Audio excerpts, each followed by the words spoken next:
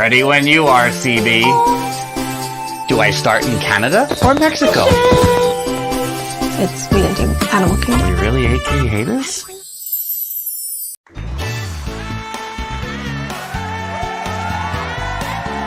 It's Theme Park Thursday Live with Dillo's Diz.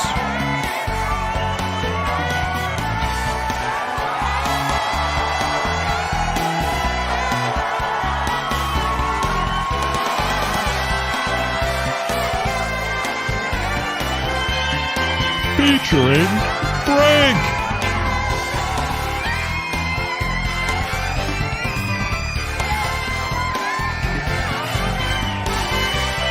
And Jen.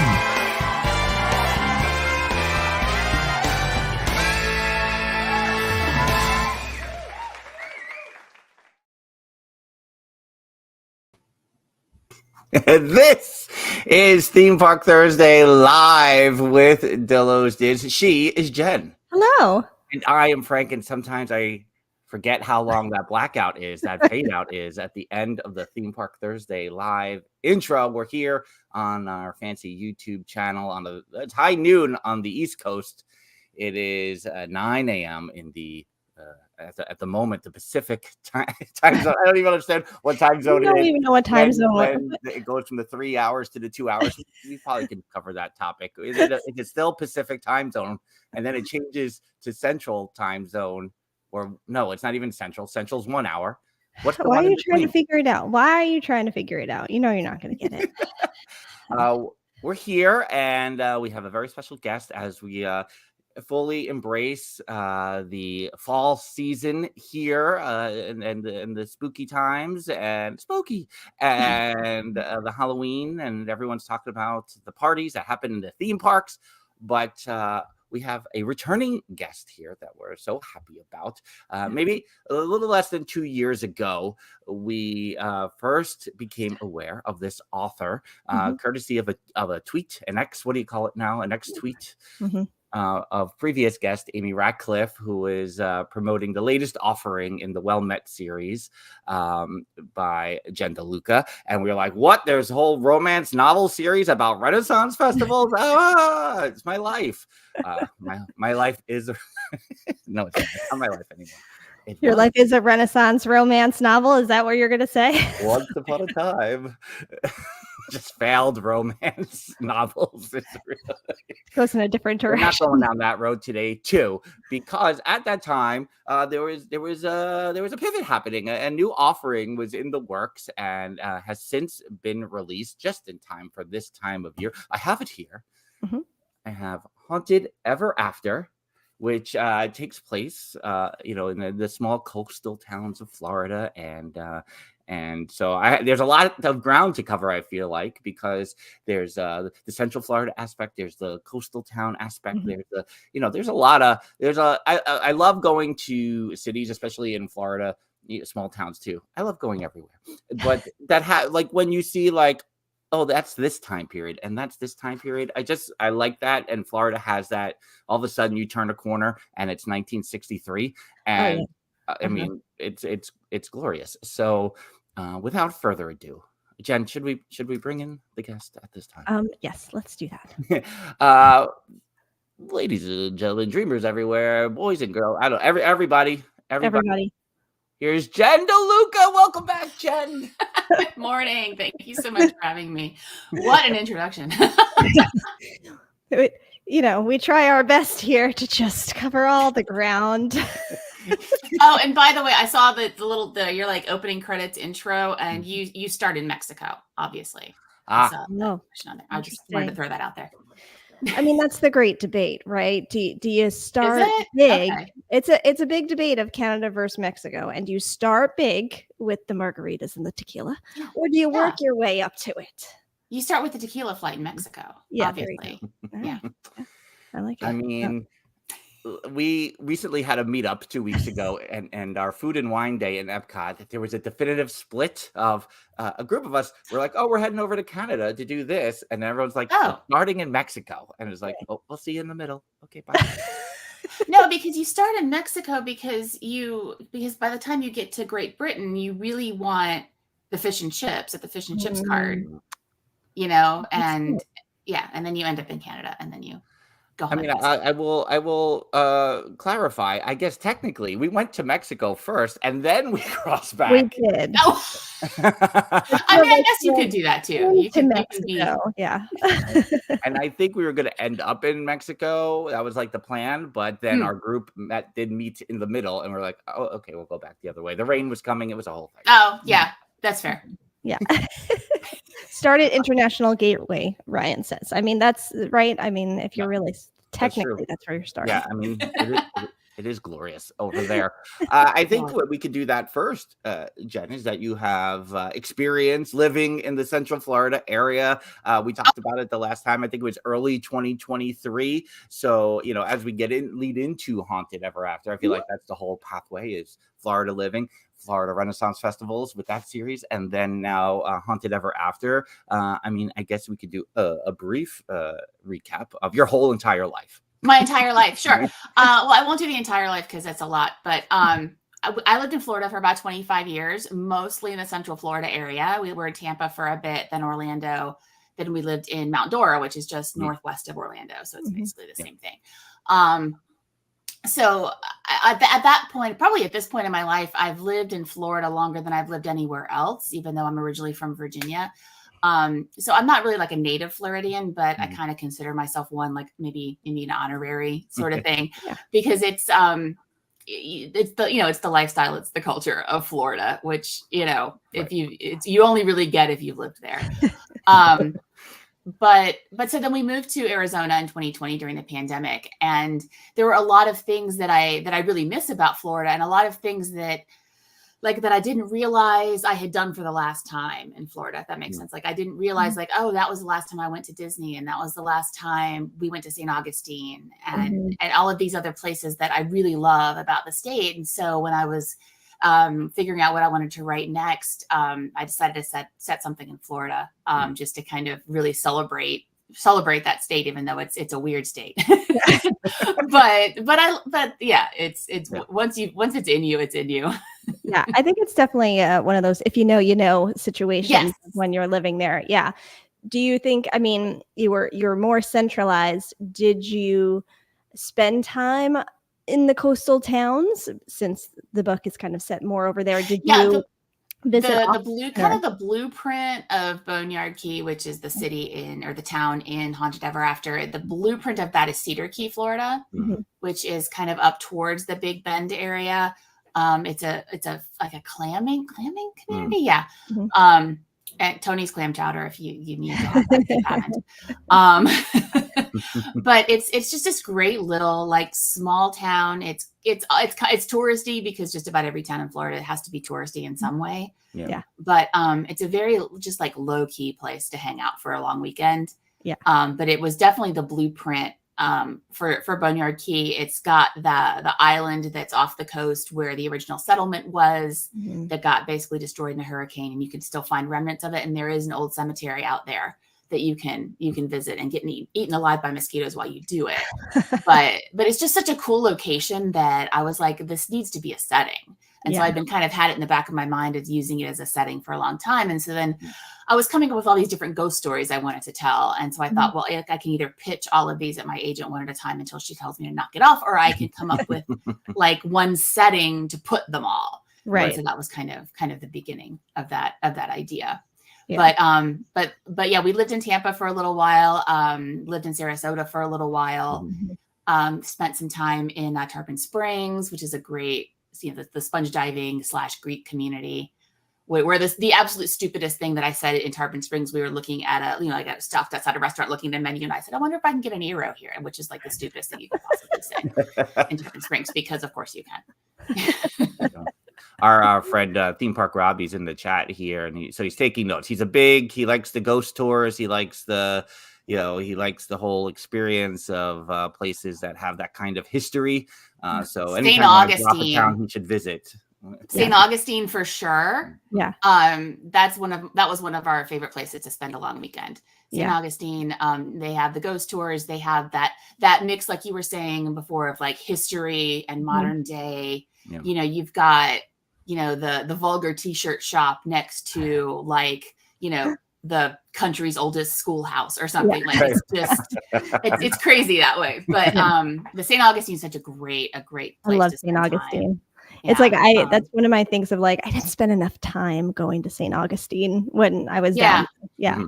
Same. That was probably like our favorite like weekend getaway kind of place because it's it's maybe 2 hours away from Central Florida. Yeah. And then another inspiration for the setting was Casadega, which is in Central Florida, and that is it's not even big enough to be called a town. I think it's called a camp, but it's almost entirely populated by psychics. So you go there, you get psychic readings, you get tarot card readings. You stay in the haunted hotel. You have ghost tour / like orb tour where you're like taking photographs and looking for orbs and that kind of thing. Oh, cool. It's an extremely cool place to be.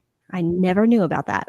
Oh yeah, check it out for sure. Like you triggered something in the back of my head with that one. Yeah, I want to say like it's near. I want to say near DeLand, but it's Central Florida. Okay, Yeah. Interesting.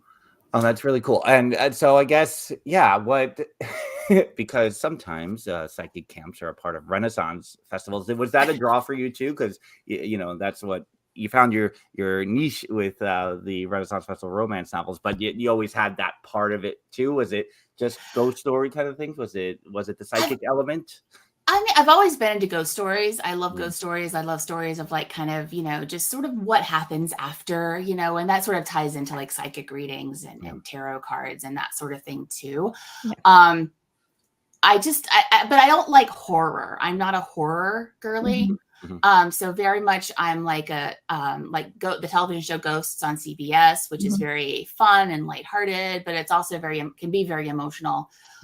Julie and the Phantoms on Netflix, like those kinds of, and even like Haunted Mansion at Disney, like that's probably the scariest this book is. And that's Jen about and I brought this up a couple of weeks ago. Did you ever watch back in the early 2000s Crossing Over with John Edward? Oh.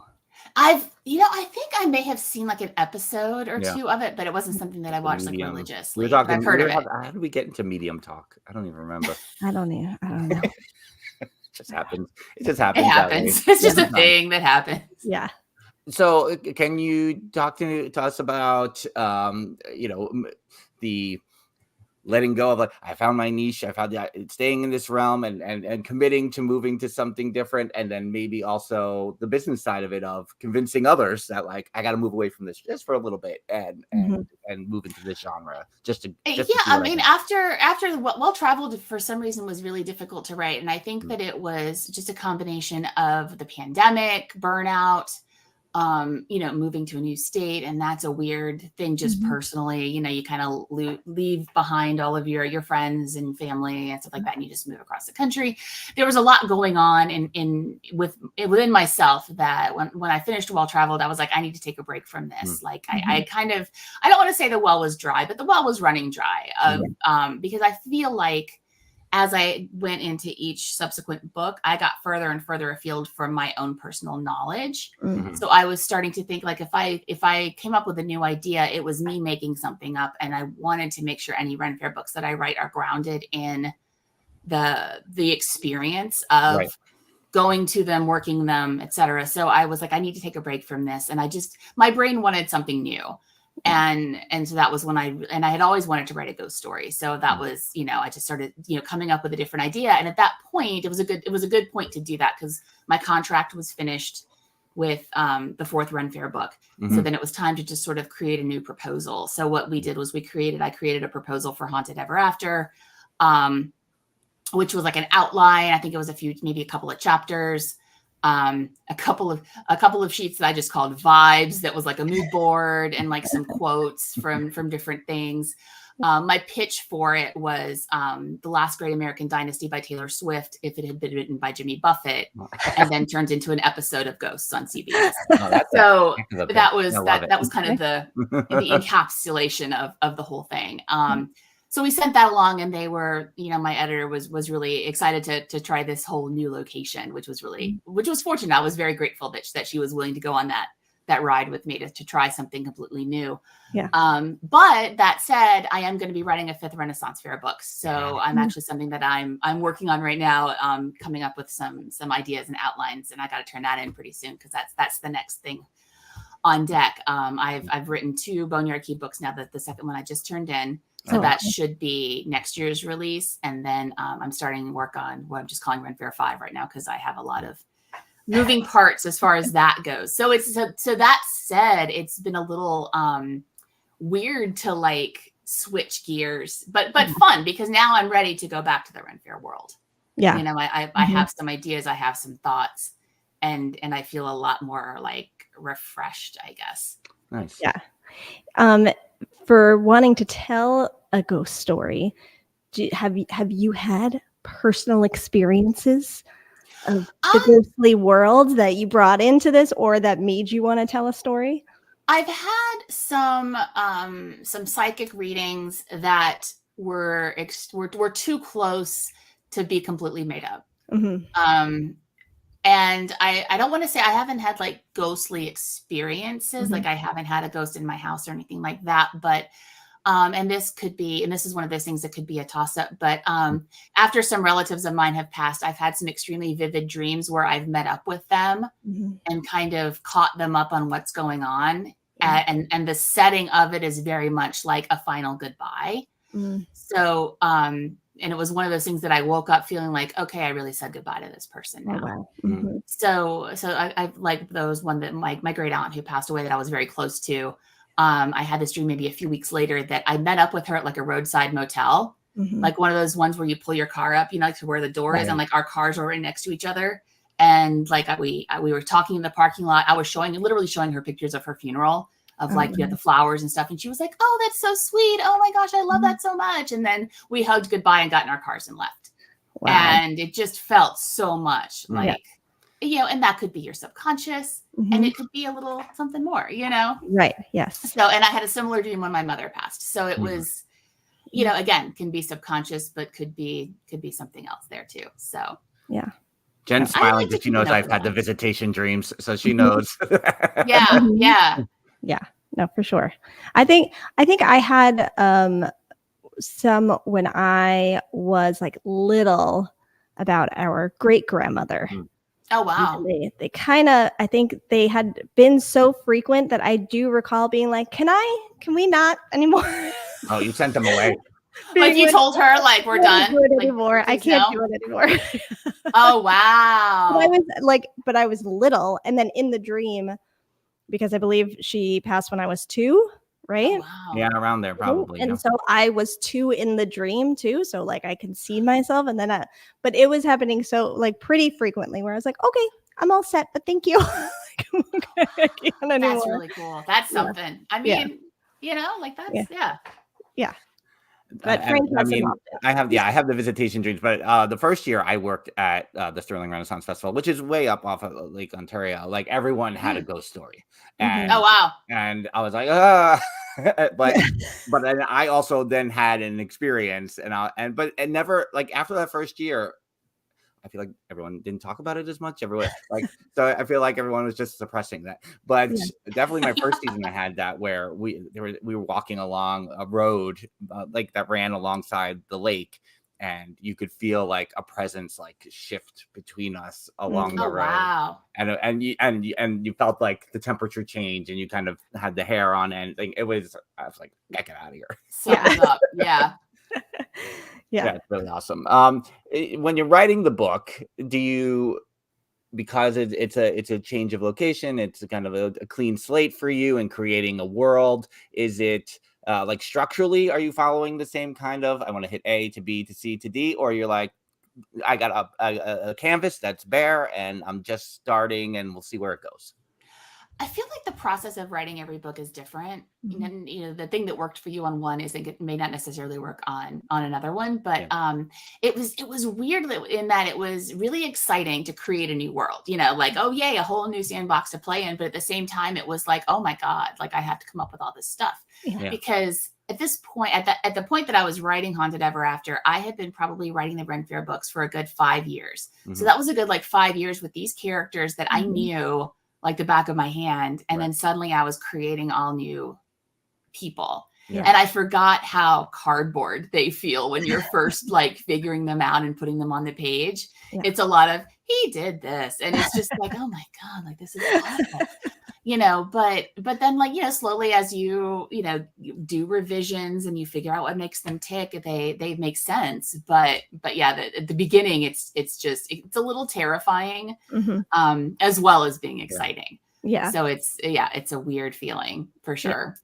When you're developing the characters, do you think you are, I mean, are you kind of seeing where it goes for yourself as you're writing, or do you kind of have certain personalities in mind, or are you pulling from people you know? Is it all of the above? All of the above. Yeah. Well, I have ideas for who I want them to be. Yeah. And I'm somebody, I have to have an outline. I have to know, like, you know, A, B, C, D, like where the story is going to go. But I don't outline too much, because I will find as I start writing, as the characters start talking to each other and react to each other, they will do things that I don't expect.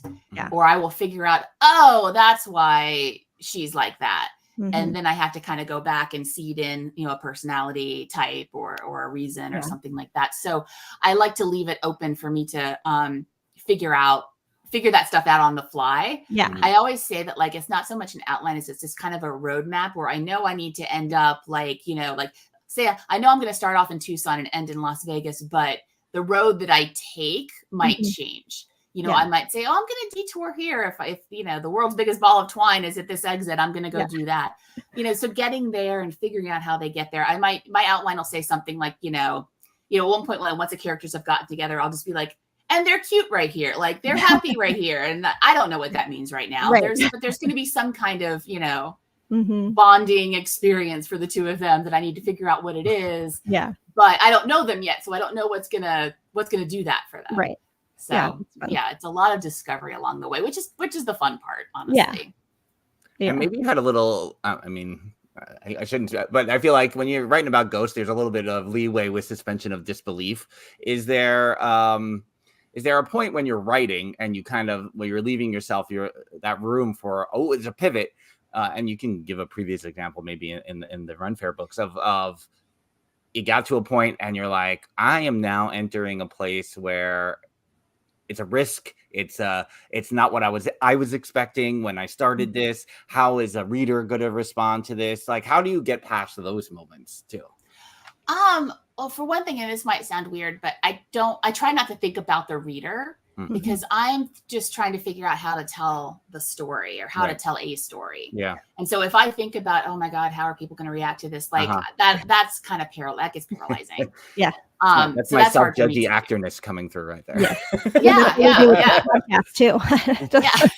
Yeah. You just have to worry about like creating the best product that you can, right? Yeah. The best, piece of art that you can, and then worry about reactions later, Yeah.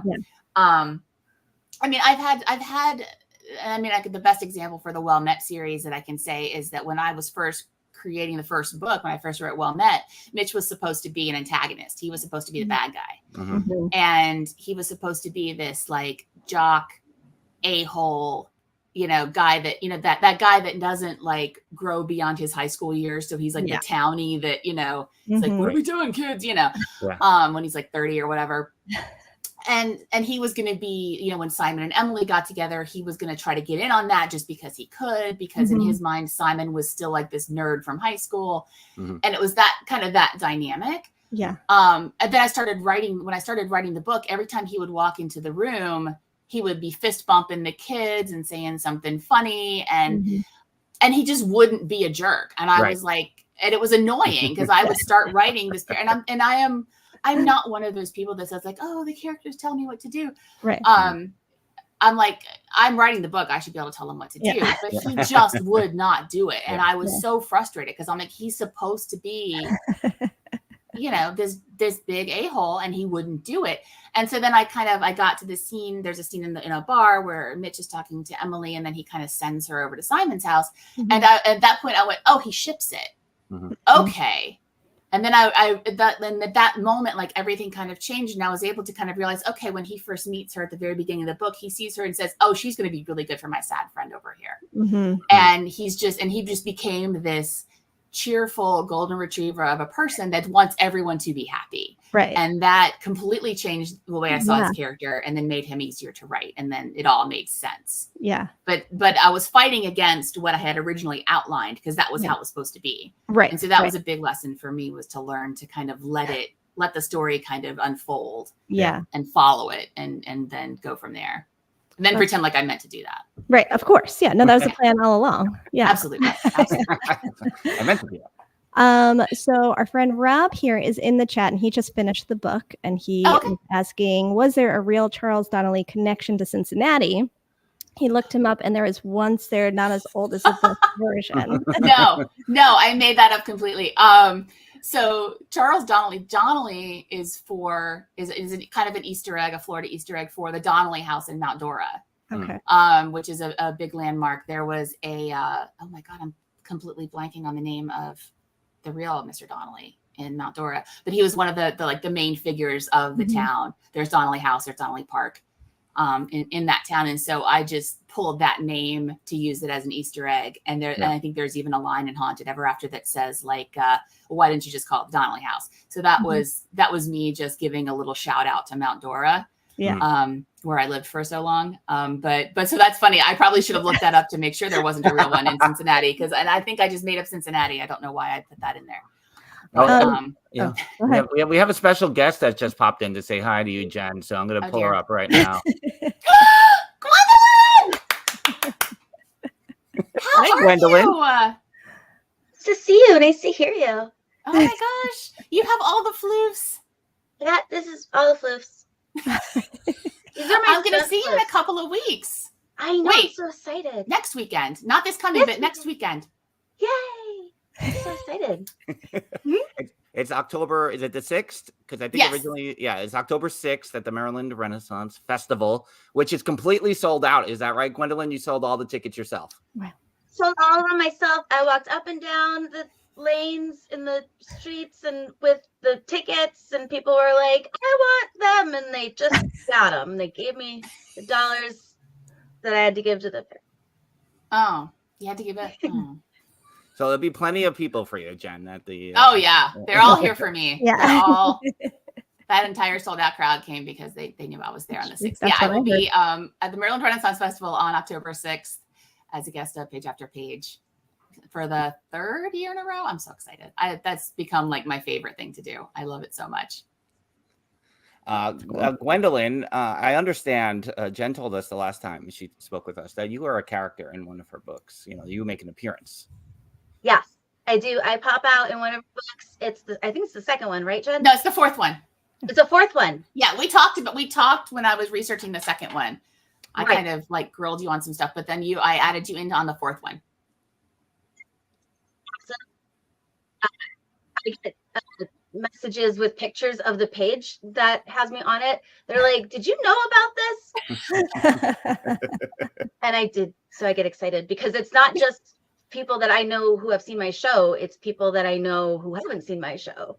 So they recognize me that. So Jen, I don't know if you know this, but so I went to the Folger Shakespeare Library last week, and in the gift shop, they have Well Met. No way. Oh, nice. Yay. That's awesome. That's pretty cool. Holy crap. I love that. Gwendolyn, how is the Maryland Renaissance Festival going, and what should you prepare Jen for this season? Ridiculousness and chaos. I mean, that's Yay. just my show part, though. But it's going fantastic. The weather has been, knock on wood, a little bit cooler than sometimes it is, but not cold. So it's been nice, and there's lots of people, and they're everywhere. Everywhere you look, people, as far as the eye can see. People over there, and they're in lines. So if you want to get food, be prepared. There's going to be lines. Yeah. I'm actually really excited that I'm going in October this time. My other times have been like right at the beginning of the season, so it's still been pretty hot. So I'm hoping for nicer weather this time. I'm very excited. especially since it's still 100 degrees here in Tucson. So,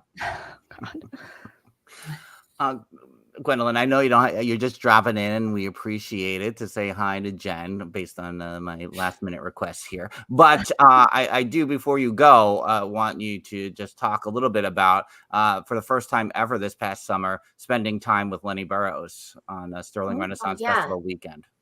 Yes, on Sterling Renaissance Festival. I went back to the Sterling Renaissance Festival after many, many years. And Lenny was there, and we hadn't really talked when I was there before because I was just tiny. And we had a lovely conversation, of which there is video that someone has not put up yet for other people to see, but is gonna, because now I feel guilty about saying it, and I'd said it out loud, so now I have to. But yeah, Lenny and I, we talked about a lot of things. And he gave me some good insights for some stuff and about my show things and stuff. Like, if you wear your hair too tight, then you can't be as creative as you might be. Which is good rule for everybody, I think. Yeah, sure. We also talked a lot about charcuterie. Is that right? Oh yeah, the charcuterie. We talked about the charcuterie boards, and it's got meats and cheeses. And we discussed, I forget what ones we talked about having on the charcuterie board. So we'll have to put the video up, and then people can look at it and they can be like, oh, that sounds delicious. Yeah. Frank is big on the cheeses on those boards. So it's his favorite thing to talk about. I love cheese. Yeah. Who doesn't? Right? Right? Exactly. Lactose intolerant people, I guess. True. Gwendolyn, what time are your shows in Maryland? So 11:30 and 5:15 on the Lyric stage is the Gwendolyn show, and then at 2:00 and 4:00 is on the Globe stage is Famous Death Scenes with Captain No Beard and myself. Oh, nice. Okay. Both shows are amazing. I saw them last year, and I will see them again this year. I hope you do. And my new show, brand new show, is at 5:15. So that's the new show.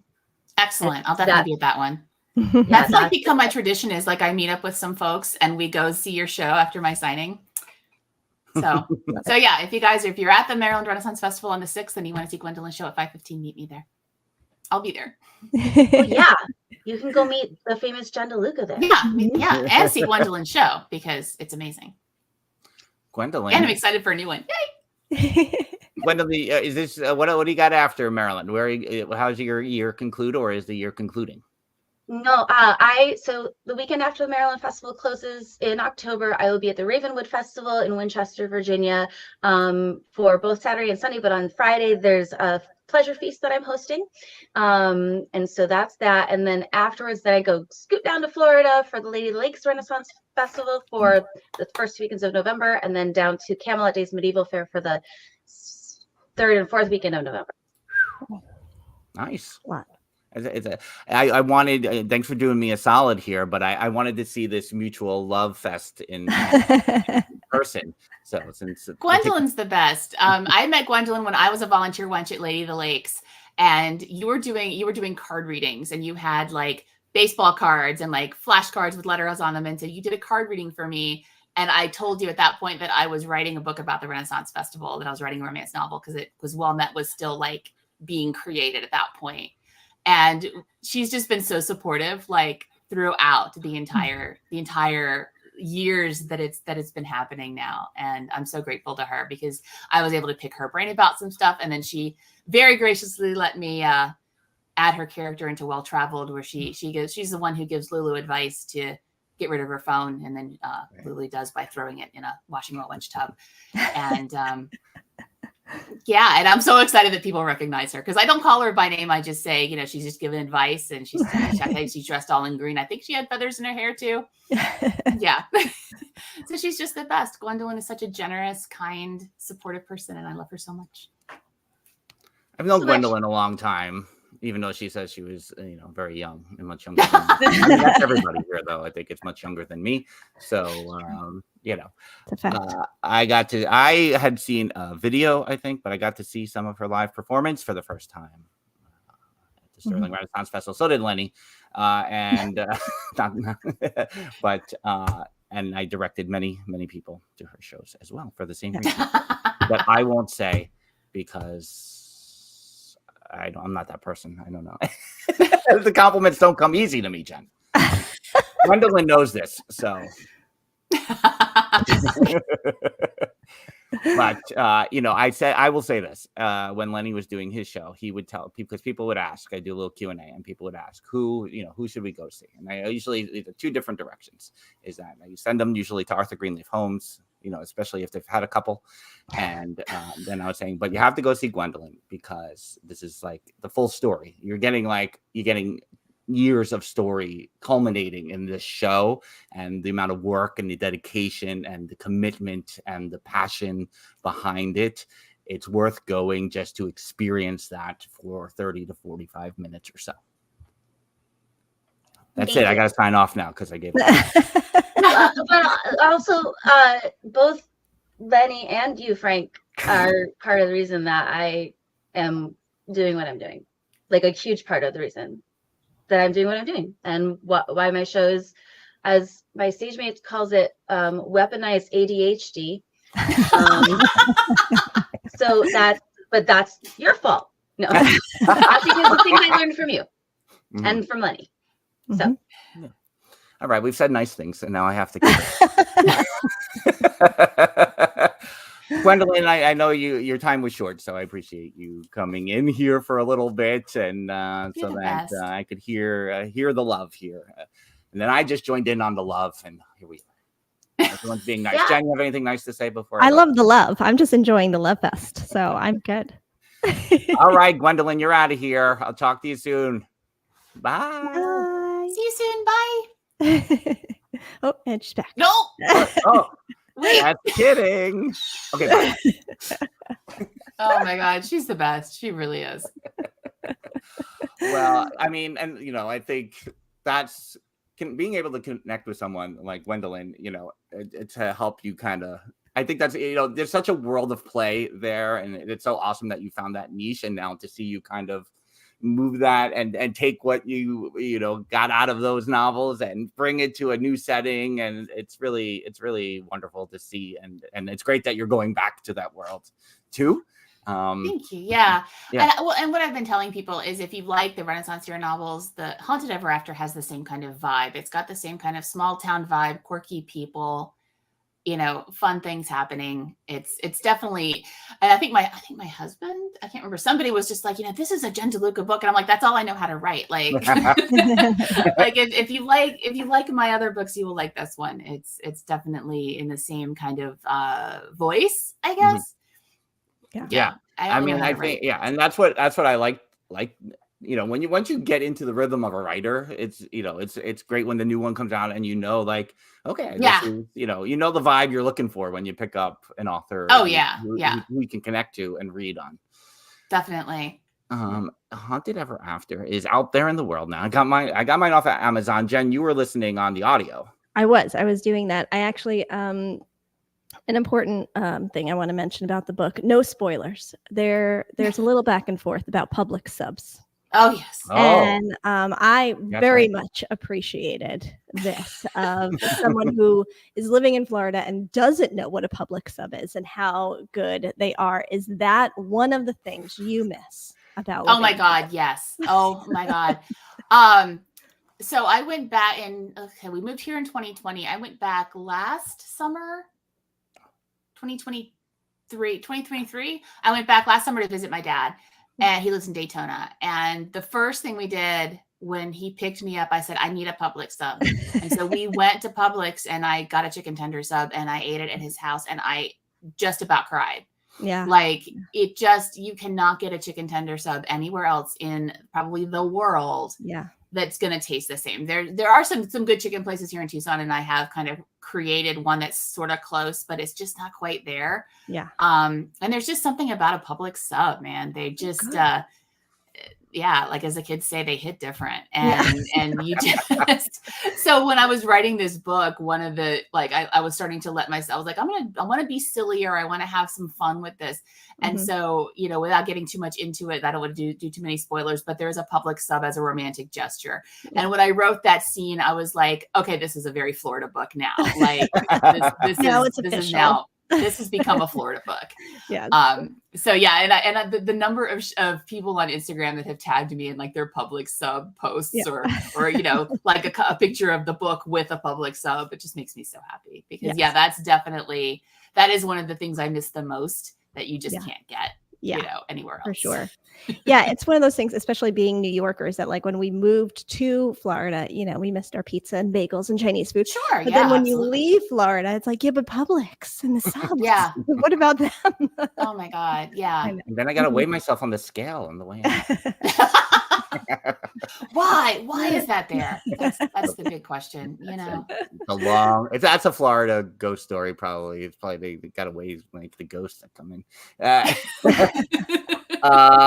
Haunted Ever After here from Jen DeLuca. Get it in all the places and all the things. Probably do a little giveaway on this one since it's that time of year. I think it would be appropriate. So we'll get that ready for the socials. You'll be at the Maryland Renaissance Festival on October 6th with Gwendolyn, who's waiting in the green room patiently for post-show chit chat. And what else do we need to know? The website. Give us all the things. You can reach me at jendeluca.com. I'm mostly active social-wise on Instagram at Jen DeLuca Writes. There is a Facebook readers group that I'm terrible at updating, but it is, I don't even know what to call it. I think it's just called Jen DeLuca Readers Group. So you can search that on Facebook and find me there as well. Yeah, and it's a fun Facebook group. I see the posts come up from time to time. So every so often. I kind of like just forget to do anything with it, and I'm terrible. But I do appreciate everybody who's there that supports me. It's really gratifying. All right. Make sure you check out all the things with Haunted Ever After. We'll look forward to the next Ren Fair book too. And we'll wrap things up here. Jen, thanks so much for talking with us. It was so much fun. Thank you. This was so fun. I love seeing you guys. We'll do it again sometime. Until then, that's Jen DeLuca. Frank, she's Jen. Bye-bye. Deuces.